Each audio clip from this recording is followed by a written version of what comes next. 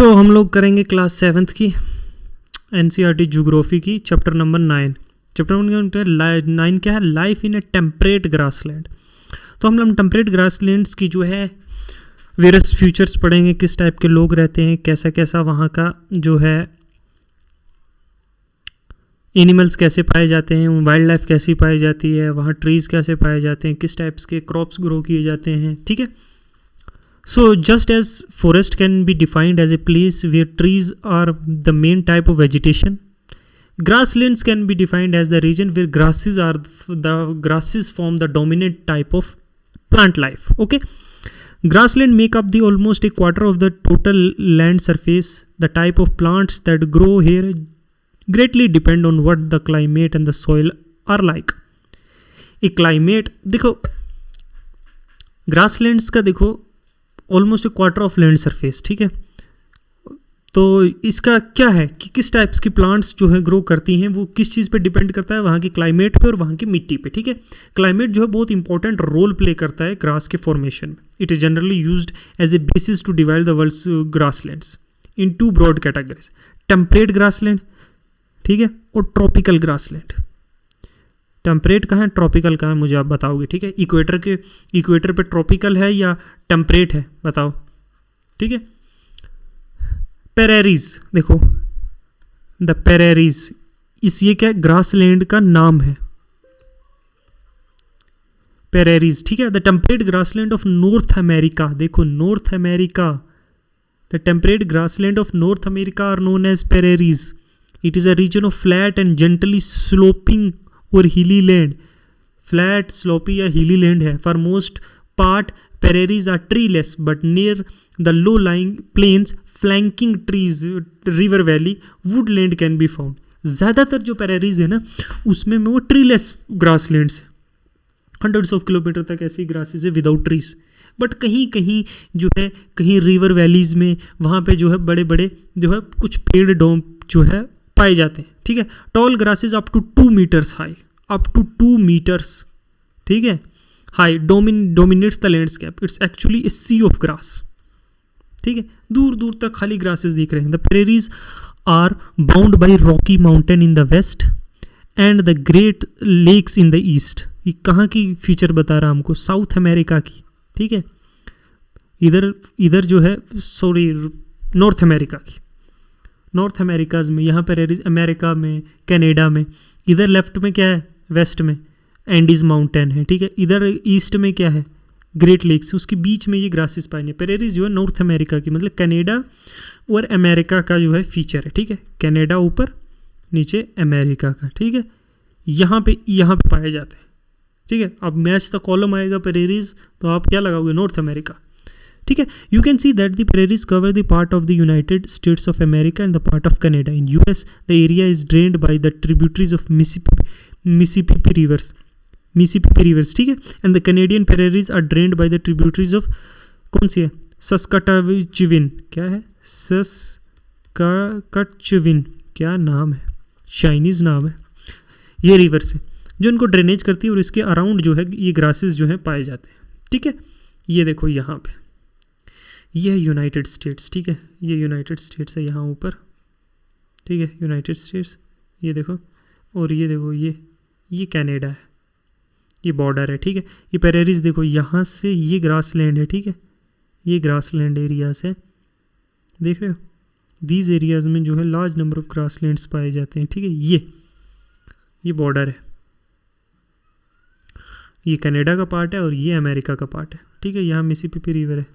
ठीक है, पेरेरीज जो है अमेरिका की। क्लाइमेट यहाँ का कैसा है? Being located in the heart of the continent, the climate is a continental type with extreme temperature. The summer warm है with temperature of around 20 degree, while in winter -20। मतलब कि देखो कितना रेंज ऑफ टेम्परेचर है ना। ये भी नहीं है कि जैसे ट्रॉपिकल एरियाज में जो टेम्परेचर होता है कि रात में टेम्परेचर कम होता है लेकिन ह्यूमिडिटी बढ़ जाती है। हाँ, टेम्परेचर देखो कितना फ़र्क है, ऑलमोस्ट एग्जैक्ट अपोजिट है। 20 डिग्री दिन में जो है और फिर -20 डिग्री रात को, -20 डिग्री भी है विंटर्स, समर्स में 20 has been recorded in the Winnipeg Canada. In winters a thick blanket of snow cover this region. इस रीजन्स को जो है विंटर में, ये देखो यहाँ तक तो ये एरियाज़, नीचे वाले एरियाज़ में इतना जो है ज़्यादा नहीं होता है, देखो मैक्सिको के ये एरियाज़ तो डेजर्ट एरियाज़ भी है तो ड्यू टू कंटिनेंटलिटी, लेकिन ऊपर का ये एरिया जो है विंटर में जो है इस एरियाज़ में जो है स्नो की शीट, थिक शीट जो है कवर करती है, ठीक है। तो आप समझ सकते हो एक विंटर क्लाइमेट भी है और एक समर, दो टाइप के क्लाइमेट है। एनुअल रेनफॉल मॉडरेट है जो आइडियल है ग्रोथ के लिए, ग्रासेस के लिए। अब ज़्यादा रेनफॉल होगी तो ट्रीज हो जाएंगे ना, तो एक मॉडरेट रेनफॉल होती है due to the absence of north south barrier. Local wind एक चलती है जिसे कहते हैं चिनूक, ये याद रखना है, ठीक है। चिनूक, जब हम विंड्स पढ़ेंगे ना, local winds on the earth, तो चिनूक याद रखना।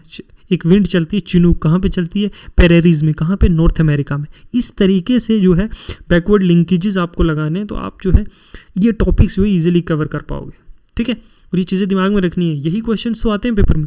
फ्लोरा फोना किस टाइप का पेरेरीज में? प्रैक्टिकली ट्रीलेस है, water is available, trees such as willow, alders and poplars grow. Treeless है लेकिन कुछ कुछ जो ट्रीज की ग्रो करते हैं वो इस टाइप के हैं। ये जो है places that receive rainfall above 50 centimeter are suitable for farming and soil is fertile. जहाँ 50 सेंटीमीटर से ज़्यादा रेनफॉल होती है वो एरियाज़ की जो सॉइल है वो फर्टाइल है और फार्मिंग के लिए सूटेबल है। मेजर क्रॉप्स जो हैं मेज़ है, अदर क्रॉप इंक्लूडेड पोटैटोज है, सोयाबीन है, कॉटन है, alfalfa is also grown. Areas where rain, जहाँ पे रेनफॉल कम है, और unreliable grasses of short and sparse, the areas are suitable for cattle rearing. अब ग्रासेस है तो कैटल्स तो होंगी ना, ठीक है। कैटल रेयरिंग के लिए जो है ठीक है, डोमेस्टिकेट करते हो, ठीक है। जैसे रेंचेस पाए जाते हैं लुक आफ्टर द स्टडी में। आप अगर वेस्टर्न मूवीज़ देखोगे ना तो वहाँ काउबॉय को भी दिखाया जाता है, study man called cowboy. Cowboys की बहुत सारी हॉलीवुड में मूवीज़ बनी है, वेस्ट मूवीज़। तो वो इन एरियाज़ की एक्चुअली हैबिटेट दिखाता है। डिफरेंट टाइप्स, आपने बहुत सारे स्पोर्ट्स देखे होंगे अमेरिकाज़ में इस पे राइड करते हुए, ठीक है। तो ये जिस टाइप का, जैसे जहाँ पे जिस टाइप की जो है कंडीशंस पाई जाएंगी उसके हिसाब से वहाँ की कल्चर और ट्रेडिशन इवॉल्व होता है। ये मैंने आपको बताया था। बिसान इज़ द और the American buffalo is the most important animal of this region. It nearly got extinct due to the indiscriminate hunting. Almost extinct पे कगार पे था, अब प्रोटेक्टेड स्पीशीज़ है तो बहुत सारी गवर्नमेंट की तरफ से इसको जो है प्रोटेक्शंस मिलती हैं, तो इसको दोबारा से क्या किया जा रहा है, बैक ऑन ट्रैक लाया जाता है। Other animals found in this region, rabbits याद रखना, कोयोट्स, अच्छा gophers and prairies dog. People, अब लोगों के बारे में देखते हैं। The people of this region बहुत हार्ड वर्किंग है, ठीक है। They have successfully harness technology to utilize their rich natural resources. Technologies हैं यहाँ पे, क्योंकि अमेरिका है, ऑब्वियसली कनाडा है, तो वहाँ टेक्नोलॉजिकल एडवांसमेंट तो है ही। Two of the most developed countries in the world, USA और Canada, located in this region. Scientific method of cultivation use किए जाते हैं। Tractor, harvesters combine has made North America surplus food producer. With the help of technologies जो है maximum extract किया जाता है इस टाइप के क्लाइमेट कंडीशन से, ठीक है। Prairies are also known the granaries of the world, मतलब स्टेबल फूड प्रोड्यूस करता है ना, तो ग्रेनरी ऑफ द वर्ल्ड कहते हैं due to huge surplus of wheat production, ठीक है। डायरी फार्मिंग एक और मेजर इंडस्ट्री है। Dairy belts extend from Great Lakes of Atlantic coast to the east. Dairy farming जो है, डायरी फार्मिंग क्या होती है बताओगे? Dairy farming and extensive agriculture both promote setting up food processing industries set हो गई हैं। देखो ना, रॉ मटेरियल है, उसको जो है फिनिश गुड में प्रोड्यूस करने के लिए जो है फूड प्रोसेसिंग इंडस्ट्री सेट की गई है।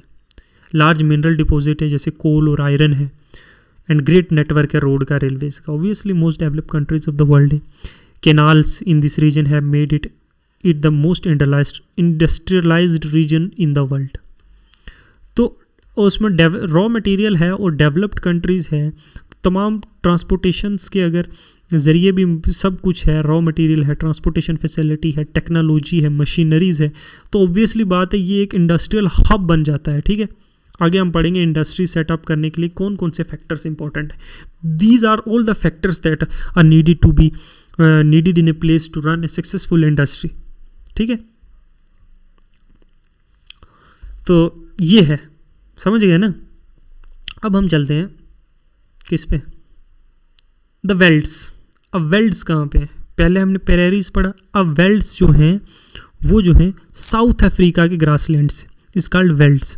Welds are rolling plateaus. Plateaus मतलब हाईलैंड्स, मैंने आपको बताया था ना plateaus, with varying heights arranging 600 metres to 1100 metre. It is bound by the क्या है, Drakensberg mountain in the east to the west lies in Kalahari desert on the north eastern part. Kalahari desert, ये चीज़ याद रखना है, ठीक है। ड्रंकनबर्ग्स mountain, ये चीज़ याद रखना, यही चीज़ तो एग्जाम्स में आती है। अगर आपको पूछे कालाहारी बर्ग जो डेजर्ट है वो कौन से कॉन्टिनेंट पे पाया जाता है, तो आप बोलोगे साउथ अमेरिका, ठीक है। High velds are located in attain a height of more than 600 metres in some places. Look at the map in Africa, name some of, देखो ये है कालाहारी डेजर्ट, यहाँ पे पाया जाता है। तो वेल्ट्स हैं, ये ग्रासलैंड है, ये वेल्ड ग्रासलैंड है जो साउथ अमेरिका में पाया जाता है, ये साउथ अफ्रीका में पाया जाता है, अफ्रीकन कंट्री में, सॉरी अफ्रीका में कालाहारी डेजर्ट भी पाया जाता है और अफ्रीका में ये वेल्ड्स ग्रासलैंड पाया जाता है। यहाँ की क्लाइमेट कंडीशन पढ़ेंगे, माइल्ड क्लाइमेट है due to influence of Indian Ocean. देखो ओशन के क्लोज प्रोक्सिमिटी में है तो ब्रीज चलती है ना, सी टू लैंड, तो इससे जो है मॉडरेट क्लाइमेट है। Winter are cold and dry, temperature varies from 5 degree to 10 degree Celsius. July is the coldest month, जुलाई देखो, क्योंकि साउथ हेमिस्फीयर में, नॉर्थ हेमिस्फीयर में जब समर होगा साउथ में विंटर होगा, नॉर्थ में जब हमारे जुलाई में यहाँ समर है तो साउथ हेमिस्फीयर में क्या है, विंटर है। ये कंसेप्ट याद रखने के हैं, ठीक है। Summers are short and warm, Johannesburg को 20 degree temperature in the summer, 20 degree temperature, typically hot summer होता है और कोल्ड विंटर होता है, but a moderate climate, not extremely cold like North America or Russia, or not extremely warm like the African, most of the Africa's upper, because due to the close proximity of Indian Ocean. The world receive rainfall mainly in summer months, ठीक है, from November to February. This is mainly because the warm ocean currents that wash the shore of the wells. Warm ocean currents की वजह से maximum जो है rain जो है आपको समर्स में प्रोवाइड करता है, ठीक है। Rainfall scanty in winter month from July till August, drought में आकर, तो विंटर्स में इतनी जो है ज़्यादा रेनफॉल नहीं होते हैं, कभी कभी ड्रॉट्स भी आकर करते हैं। यहाँ के फ्लोरा एंड फोना कैसे, वेजिटेशन कवर इज स्पार्स, ज़्यादा नहीं है, ग्रासेस डोमिनेट करते हैं ज़्यादातर इसके लैंडस्केप्स को, लाल कलर के grass, red grasses grow and in bushes weld. High lands में जो है, ऊंची जगहों पे, हाई वेल्ड्स पे जो है acacia and marula are seen in growing. Animals किस तरह के, प्राइमरली लायन, लिपर्ड, चीता, कुडू, इस तरह के एनिमल्स, ठीक है। अब लोगों के बारे में डिस्कस करते हैं, किस टाइप के लोग और कौन सी क्रॉप्स वो ग्रो करते हैं और उनका हैबिटेट क्या है। Velds are known as for cattle rearing and mining. देखो जहाँ जहाँ ग्रासलैंड्स का फीचर है ना, वहाँ वहाँ कैटल रेयरिंग और डोमेस्टिकेशन जो है इन चीज़ का बहुत होगा। और कैटल रेयरिंग और डोमेस्टिकेशन ऑफ एनिमल्स होगा तो उससे क्या निकलेगा, एक डायरी प्रोडक्ट्स निकलेंगे, उससे वूल निकलेगी, ठीक है। तो मॉडरेट क्लाइमेट में कैसी कैसी, देखो मॉडरेट क्लाइमेट है, फर्टाइल क्रॉप्स ग्रो किए जाते हैं जैसे barley, oats, potatoes, wheat, maize. Cash crops like tobacco, sugar cane, cotton grow किया जाता है, ठीक है। Sheep rearing is the most important factor. अब कैटल रेयरिंग और माइनिंग होगा क्योंकि ग्रास लैंड से, तो शीप्स प्रोड्यूस बहुत लार्ज नंबर्स में होंगी, तो लोगों का ऑक्यूपेशन वही हो जाए। Sheep is a breed mainly for wool and has given rise to the wool industry in the world. अब वूल रॉ मटेरियल की तरह यूज़ होगा, तो वूल के रॉ मटेरियल होगा तो वूल इंडस्ट्रीज डेवलप होंगी। जैसा जैसा रॉ मटेरियल जिस एरिया में प्रोवाइड होगा वैसे वैसे वहाँ की इंडस्ट्रीज भी वैसे डेवलप होंगी। फिर वहाँ से जो है डायरी फार्मिंग होगी, एक इम्पोर्टेंट ऑक्यूपेशन बन जाएगा यहाँ के लोगों का, ठीक है। डायरी प्रोडक्ट्स वहाँ से निकलेंगे, ब्रेड, बटर, चीज़, ठीक है। तो वेल्ड्स में जो है रिच रिजर्वायर ऑफ मिनरल भी है, रिजर्व्स, और आयरन और स्टील इंडस्ट्री डेवलप की गई है यहाँ पे, ठीक है। गोल्ड और डायमंड की माइनिंग होती है, जो ऑक्यूपेशन है यहाँ के लोगों का। Johannesburg is known as the being the gold capital of the world. Kimberley, देखो किम्बरले जो है फेमस है डायमंड माइनिंग के लिए। ये चीज़ें याद रखने की है, किस तरह के लोग किस ऑक्यूपेशन में वहाँ इन्वेस्टेड है, वहाँ जैसा जो है नेचुरल मिनरल्स जैसे होंगे उस टाइप की वहाँ इंडस्ट्रियल सेटअप होंगे, उस टाइप्स के लोगों के ऑक्यूपेशंस होंगे। जहाँ पे मिनरल रिजर्व्स है वहाँ पे लोगों के ऑक्यूपेशन सोनार का होगा। जहाँ आयरन रिजर्व्स है वहाँ ज़्यादातर लोग जो हैं लोहार होंगे, ठीक है। इस तरह के ऑक्यूपेशंस में जो लोग 100 ऑफ ईयर से काम कर रहे हैं वहाँ पे इंडस्ट्रीज डेवलप हो जाएंगी, फिर वही वैसे ही वहाँ से फिनिश गुड का प्रोड्यूस होगा, ठीक है। वो कंट्री उस टाइप का जो है एक्सपोर्ट भी उसी टाइप का करेगी। Mining of diamond and gold in South Africa led to the establishment of trade ties with the Britain and gradually South Africa became a British colony. इसी डायमंड और इसके लिए ये अंग्रेज़ों ने, ये तो लालची है ना, तो ये इससे जो है टाइज साउथ अफ्रीका से डेवलप हुई और आस्ता आस्ता उन्होंने ये इस एरियाज़ को कॉलोनाइज़ कर दिया। जैसे मसालों के लिए हमारे यहाँ है और हमें उल्टा कॉलोनाइज़ करके हज़ारों जो है कई सालों तक हमें लूटा है। ठीक है, सिमिलर है साउथ अफ्रीका के साथ। This mineral rich area has well developed network of transportation. अब मिनरल रिच एरियाज तो लोगों को तो लालच होगी ना, लोग अपना ट्रांसपोर्टेशन और कम्युनिकेशन इंप्रूव करेंगे ताकि यहाँ के जो है रॉ मटेरियल को ट्रांसफ़र किया जा सके और फ्रेश गुड प्रोड्यूस किया जाए, मैक्सिमम वैल्यू जो है जनरेट की जा सके किसी ऑब्जेक्ट से। ठीक है ना। तो वेल्ड्स में ये चीज़ें, इस तरह के एनिमल्स पाए जाते हैं। टेम्परेचर जो है एक मॉडरेट है, 20 से 20 डिग्री जो है विंटर और समर का। विंटर समर्स में अगर 20 डिग्री है तो विंटर्स में -20 डिग्री है। वहाँ पे चीताज, लायन, टाइगर्स पाए जाते हैं। यहाँ डेयरी फार्मिंग है क्योंकि ग्रासलैंड्स हैं और डेयरी फार्मिंग है, डोमेस्टिकेशन है, उससे डिफरेंट बाई प्रोडक्ट निकलते हैं जैसे बटर है, चीज़ है। फिर यहाँ बहुत सारे रिजर्व्स हैं आयरन के, तो स्टील इंडस्ट्रीज़ का डेवलप हुआ है। गोल्ड और डायमंड है तो वहाँ से जो है गोल्ड और डायमंड इंडस्ट्रीज़ का डेवलप हुआ है जो थ्रू आउट एक्सपोर्ट किया जाता है through out the world. Johannesburg को जो है गोल्ड कैपिटल कहते हैं, किम्बरले जो डायमंड माइनिंग के लिए फेमस है। तो ये चीज़ें जो है माइंड में अपने बिठा लो, कौन कौन सी चीज़ किस किस चीज़ के लिए फेमस है। ठीक है, तो हमने जो है आज जो है हमने जो पढ़ा है किस किस के बारे में, 2 चीज़ों के बारे में। ठीक है, ग्रासलैंड जो है, ग्रासलैंड अमेरिका में, नॉर्थ अमेरिका में, और फिर हमने पढ़ा है ग्रासलैंड जिसको वेल्ड्स कहते हैं, कहाँ के, ये प्रेरीज, और ये हमने वेल्ड्स पढ़ा कहाँ, साउथ अफ्रीका का। यहाँ की हैबिटेट, यहाँ के एनिमल्स, यहाँ के प्लांट्स, यहाँ की लोगों की ऑक्यूपेशंस, किस टाइप की वो लाइफ जो है एक्सपीरियंस करते हैं, किस टाइप का उनका जो है कल्चर है, ये हमने यहाँ पे डिस्कस कर लिया। नेक्स्ट हम अब टेम्परेट रीजन्स के कुछ और फीचर्स और कुछ और grasslands around the world discuss करेंगे और फिर इस जो है बुक को जो है फिनिश कर देंगे और हम 8th क्लास के NCERT की तरफ मूव हो जाएंगे। Okay, thank you.